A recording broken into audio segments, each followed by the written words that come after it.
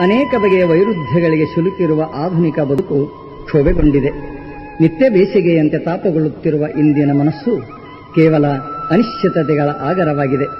ಈ ಬಗೆಯ ಜಂಜಡಗಳಿಂದ ಪಾರಾಗುವುದಕ್ಕೆ ನಮ್ಮ ಗ್ರಾಮೀಣ ಜನಸಮುದಾಯ ಅನುಸರಿಸಿದ್ದು ಆಧ್ಯಾತ್ಮದ ಹಾದಿ.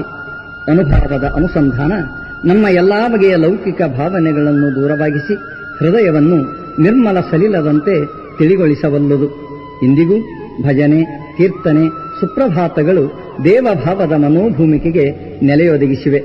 ಈ ಹಿನ್ನೆಲೆಯಲ್ಲಿ ಮೂಡಿ ಬಂದಿರುವುದು ನೀವೀಗ ಕೇಳುತ್ತಿರುವ ಸುಕ್ಷೇತ್ರ ಬೀಳಿಗೆಯ ಶ್ರೀ ಸಿದ್ದೇಶ್ವರ ಸುಪ್ರಭಾತ. ಬೀಳಗಿ ಬಾಗಲಕೋಟೆ ಜಿಲ್ಲೆಯ ತಾಲೂಕು ಸ್ಥಳ. ಅನೇಕ ಬಗೆಯ ಐತಿಹ್ಯ, ಚಾರಿತ್ರಿಕ ಅಂಶಗಳಿಂದ ಕೂಡಿರುವ ಬೀಳಿಗೆಯ ಬಹುದೊಡ್ಡ ಸಾಧನೆ ಎಂದರೆ ಭಾವೈಕ್ಯತೆ. ಕೂಡಿ ಉಣ್ಣುವ, ಕೂಡಿ ಬಾಳುವ ಸೌಹಾರ್ದತೆಯನ್ನು ತನ್ನ ಸುದೀರ್ಘ ಇತಿಹಾಸದುದ್ದಕ್ಕೂ ಬೆಳೆಸಿಕೊಂಡು ಬಂದಿರುವುದು ಬೀಳಿಗೆಯ ಹೆಮ್ಮೆ. ಬೀಳಿಗೆಯ ಅಧಿದೈವ ಶ್ರೀ ಸಿದ್ದೇಶ್ವರ. ಊರಿನ ದಕ್ಷಿಣ ಭಾಗದಲ್ಲಿ ಗುಡ್ಡದೋರೆಗುಂಟ ಚಾಚಿಕೊಂಡಿರುವ ಪ್ರಶಾಂತ ಸ್ಥಳದಲ್ಲಿ ದೇವಸ್ಥಾನ ನೆಲೆಯೂರಿದೆ. ಕಲ್ಯಾಣ ಕ್ರಾಂತಿಯ ತರುವಾಯ ಶರಣರು ಉಳಿವಿ ಕಡೆಗೆ ಹೊರಟಾಗ ಸುಪ್ರಸಿದ್ಧ ವಚನಕಾರ ಶಿವಯೋಗಿ ಸಿದ್ದರಾಮ ಬೀಳಿಗೆಯ ಈ ಕೊಳ್ಳದಲ್ಲಿ ತಂಗಿದ್ದನೆಂಬುದು ಪರಂಪರಾಗತ ಹೇಳಿಕೆ.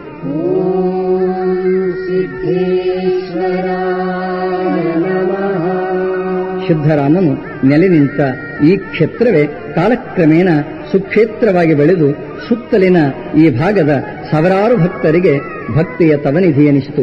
ವಿಶೇಷವಾಗಿ ಶ್ರಾವಣ ಮಾಸದಲ್ಲಂತೂ ಈ ಭಕ್ತಿ ಕೃಷ್ಣೆಯ ಮಹಾಪೂರವಾಗುತ್ತದೆ.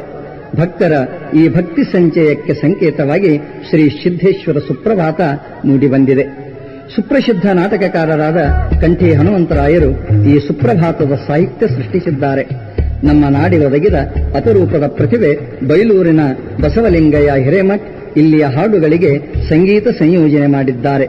ಬೀಳಿಗೆಯ ಶ್ರೀ ಸಿದ್ದೇಶ್ವರ ಸಂಸ್ಥೆಯವರು ಸೇವಾಭಾಗ್ಯವೆಂದು ಈ ಸುಪ್ರಭಾತ ಧ್ವನಿ ಸುರುಳಿಯ ನಿರ್ಮಾಣದ ಹೊಣೆ ವಹಿಸಿಕೊಂಡಿದ್ದಾರೆ. ಬನ್ನಿ ಈಗ ಶ್ರೀ ಸಿದ್ದೇಶ್ವರ ಸುಪ್ರಭಾತ ಕೇಳೋಣ.